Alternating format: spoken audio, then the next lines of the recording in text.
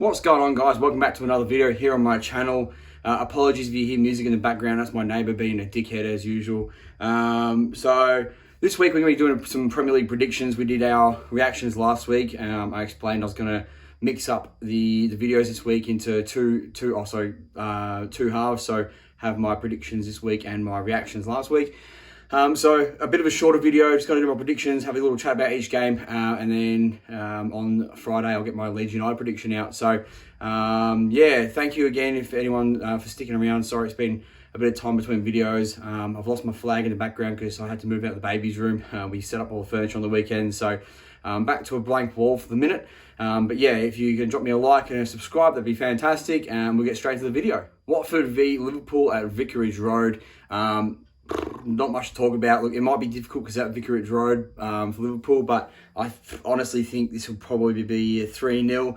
Watford were not good against Leeds. I can't imagine that Liverpool will struggle to break them down. Ismaila Sarr might be a problem, but this could be a place for him to showcase his talents, because it looks like, or the conversation in the past has been, that Liverpool are likely to come in for Ismaila Sarr. And he has that sort of feel of a Liverpool player about him. So, you know, that pacey winger, tricky. So I think he might be here to display what he can do.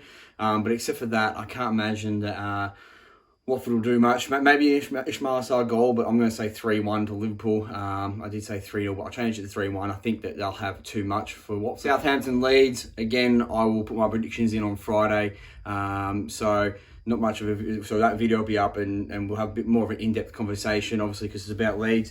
Norwich versus Brighton. Norwich not performing very well. Picked up a point against Newcastle, their first point of the season, but look, Brighton are very, very good, and I can just see this being a 2-0. I don't think Brighton will smash goals in. I think they'll have most of the ball. I think they're going to make it difficult for Norwich, but I can't imagine they'll score more than maybe 2 goals, so I'm going to say 2-0. It'll be quite comfortable in the end for Brighton. Aston Villa versus Wolves. This is a bit more tricky because Wolves have been playing half decent recently. Villa lost their last game. I can't remember off the top of my head. It's been a while, but I think Villa lost or drew. Didn't play as well as I thought they would. I think did they lose to Tottenham? I think it was, yeah, they lost to Tottenham. But look, I think Villa will bounce back.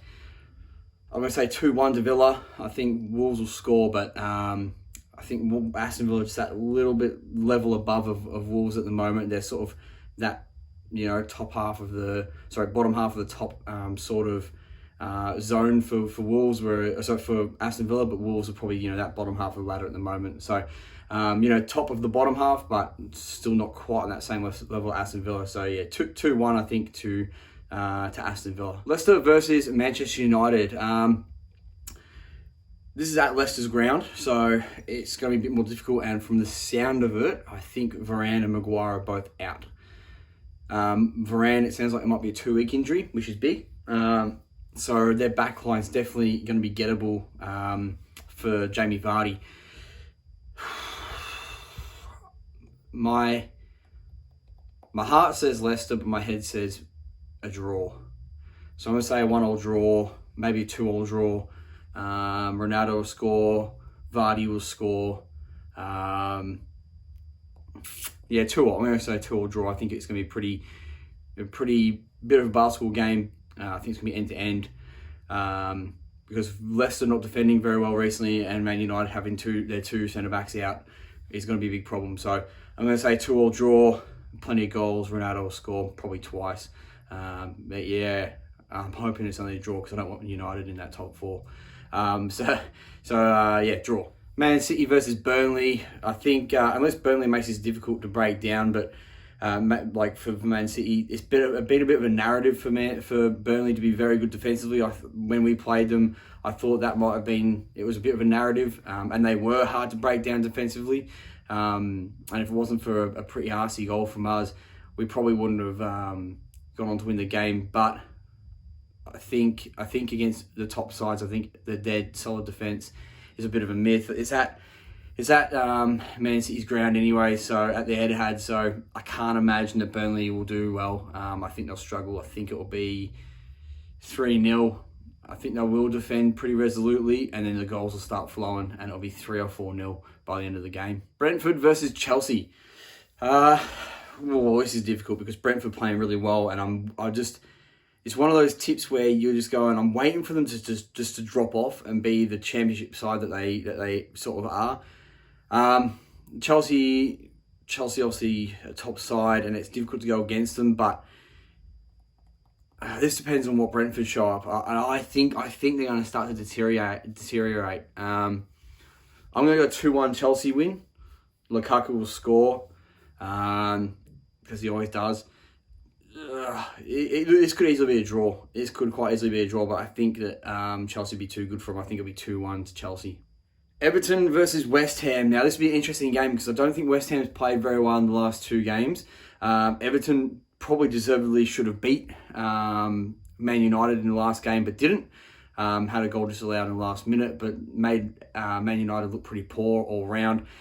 What do I think? I think West Ham will score, but I don't know if they'll win. I think it's going to end up being, this has got sort of like a 1-1 draw written all over it. This is difficult. Yeah, I'd say a 1-1 draw. I'm going to go 1-1 draw in the end.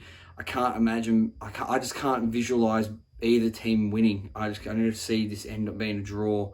But if I was to pick a side, I think West Ham will beat Everton, but I'm going to turn around and say it's going to be a 1-1 draw. Newcastle versus Tottenham, the new superpower in the league. All the talk about Steve Bruce, and by the time this goes out, he might have been sacked. But let's be realistic, he's not going to be there for much longer. The likes of Steven Gerrard and Lampard have been touted for the job, as well as Xavi, which is interesting. Look, the squad right now, Tottenham should be beating them. Whether that's the case in 2 years' time, we'll only tell. And maybe I'll get a video out, like a top 5 signings for Newcastle as a bit of a filler video at some point. If you guys like to see that, drop it in the comment section below. But look, I think Tottenham will win. I think it's going to be a pretty boring game, if I'm honest with you. I think it's going to end up being 2-1. I think St. Maximin will score.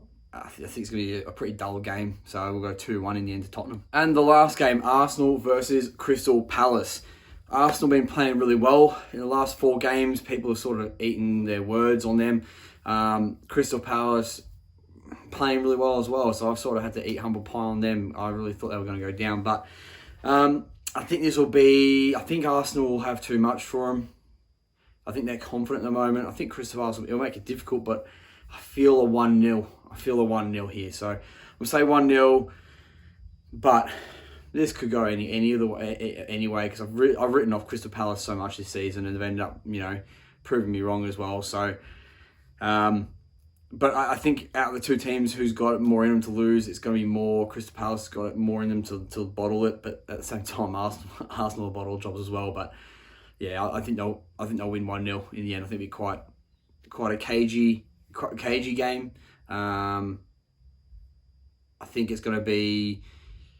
Actually, I don't know. I think actually Palace are going to try and attack on the counter.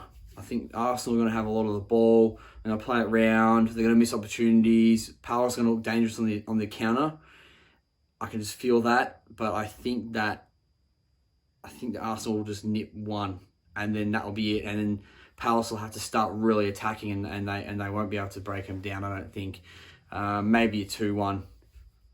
Because it'll open up after a goal. Man, I'll go 1-0. I said it 1-0. I'll stick with my gut. I'm going to go 1-0. But thank you for watching. It's been a bit of a shorter video, but if I'm really enjoying doing these prediction videos. It's a bit different to what people usually do on these. Like they sort of don't do like a betting sort of thing where I'm not betting, but I'm sort of giving you what I think and tips and things like that, and have a bit of a chat about the game. Not telling you to go gamble. I don't gamble myself. But if someone's interested in my thoughts on football and they want to gamble around it, then go nuts. But I'll say this right now: if I put money on it, I'll lose, guaranteed. So that's your prerogative. But yeah, if you want to follow along, drop in the comments below your thoughts. Give me your predictions. I've had some really good feedback. I've had some really good comments. It's interesting to see other people's thoughts and where the Premier League's going to go each week. And I've really enjoyed it. So again, thank you. Drop me a like, subscribe, and peace.